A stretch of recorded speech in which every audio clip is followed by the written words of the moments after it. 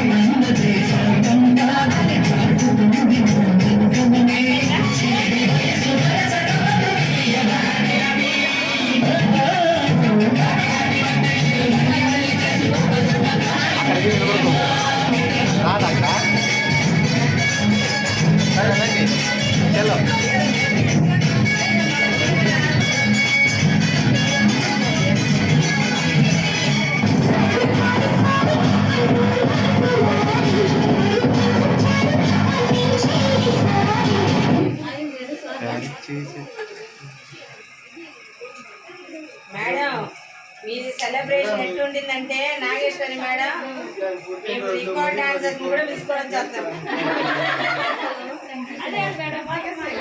అదంతే మనిషిని చూసి అదే అంటారు కదా, గొడ్డుని చూసి గట్టేయాలంటారు. అంటే మనిషిని చూసి మనం సెలబ్రేషన్ చేయాలా అని. ఓకే అండి, ఇంతసేపు మరి కల్పన మేడంది క్యూఎస్సీ సెలబ్రేషన్ అనేది చూసామన్నమాట. అండ్ ఈరోజు ఇంకొక స్పెషాలిటీ కూడా ఉంది, మేడంది బర్త్డే కూడా అన్నమాట. సో మరి బర్త్డే క్యూఎస్సీ సెలబ్రేషన్ రెండూ కలిసి జరిగాయి ఇక్కడ. మరి మేడం మాటల్లోకి కూడా విందాం ఎలా అనిపించింది ఏంటి అనేసి.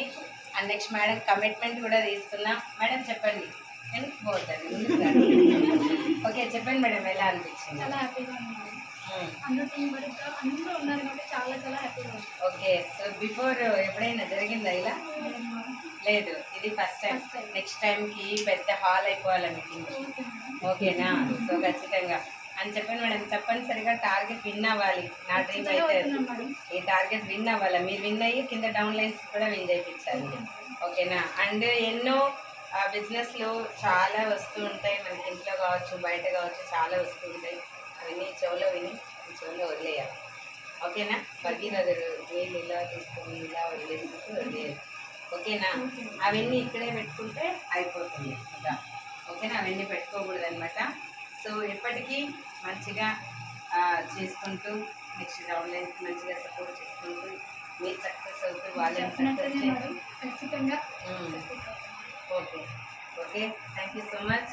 సో తప్పనిసరిగా తొందరగా ర్యాంక్ వన్ కూడా అయిపోవాలి, టార్గెట్ కూడా అయిపోవాలి. ఓకేనా?